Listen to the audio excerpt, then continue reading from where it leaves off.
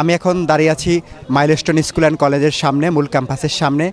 আপনি যেমনটা বলছিলেন যে এখানে অভিভাবকদের মধ্যে নানা বিষয় নিয়ে ক্ষোভ রয়েছে, শিক্ষার্থীদের মধ্যে নানা বিষয় নিয়ে ক্ষোভ রয়েছে। যেসব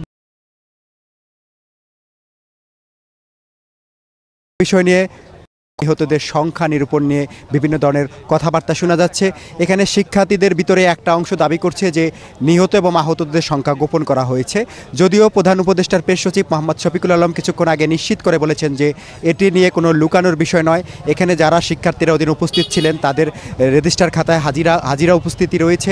এ থেকে নিরূপণ করা যাবে যে সেখানে কারা উপস্থিত ছিলেন এবং কারা ছিলেন না, এবং কারা সেখানে আহত হয়েছেন বা নিখোঁজ হয়েছেন। এটি সহজেই নিরূপণ করা সম্ভব হবে বলে প্রধান উপদেষ্টার কার্যালয় থেকে আশ্বস্ত করা হয়েছে। একই সাথে আপনাকে জানিয়ে রাখি যে এই মাইলস্টোনে যে পরশুদিন যে দুর্ঘটনা ঘটে গেল, সেই ঘটনায় কতজন শিক্ষার্থী আসলে আহত হয়েছেন, নিহত হয়েছেন বা নিখোঁজ কেউ আছেন কিনা এক্স্যাক্টলি তালিকা করার জন্য স্কুল অ্যান্ড কলেজের অধ্যক্ষ মোহাম্মদ মাহফুজ আলমকে প্রধান করে সদস্যের একটি কমিটি গঠন করা হয়েছে। এই কমিটি আগামী 3 কার্যদিবসের মধ্যে তাদের রিপোর্ট পেশ করবে। সেই রিপোর্টের ভিত্তিতেই আসলে বোঝা যাবে যে এখানে কোনো নিখোঁজ রয়েছেন কিনা বা আহত নিহত যারা রয়েছেন তাদের সন্ধান পাওয়া যাচ্ছে না, এরকম কেউ রয়েছেন কিনা। এই হচ্ছে এখানকার অবস্থা।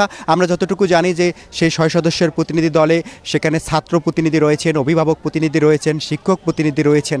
তারা সবাই মিলেই কিন্তু একটা সঠিক তালিকা কীভাবে বের করে নিয়ে আসা যায় যাতে এগুলো নিয়ে কেউ গুজব ছড়াতে না পারে। তারা বলছেন যে যেহেতু শিক্ষার্থীরা যারা ক্লাসে উপস্থিত ছিলেন বা ওদিন কোচিংয়ে ছিলেন অথবা অন্য কোনো কারণে স্কুলে এসেছেন, তাদের সিসি ক্যামেরার ফুটেজ দেখেও কিন্তু শনাক্ত করা সম্ভব।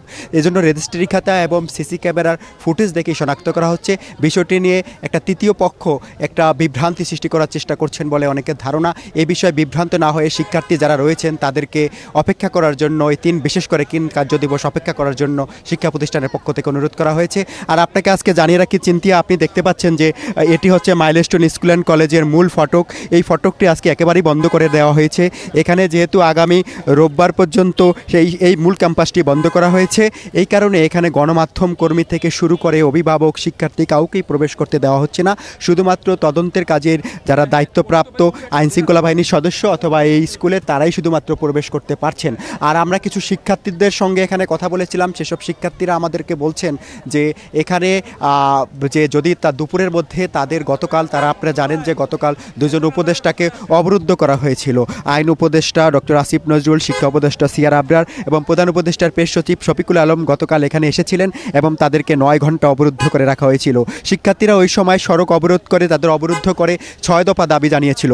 সরকারের পক্ষ থেকে বলা হয়েছে যে ওই 6 দফা দাবি যৌক্তিক, সেই যৌক্তিক জায়গা থেকে যেন তাদের দাবিগুলো মেনে নেওয়া হয় এই বিষয়ে তাদের বলা হয়েছে এবং আশ্বস্ত করা হয়েছে তারা যেন অপেক্ষা করেন।